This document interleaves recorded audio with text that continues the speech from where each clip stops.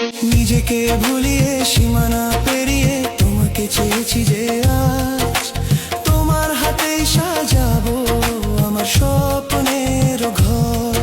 আমি তোমার প্রেমে পড়ে দুনিয়া ভুলে গেছি।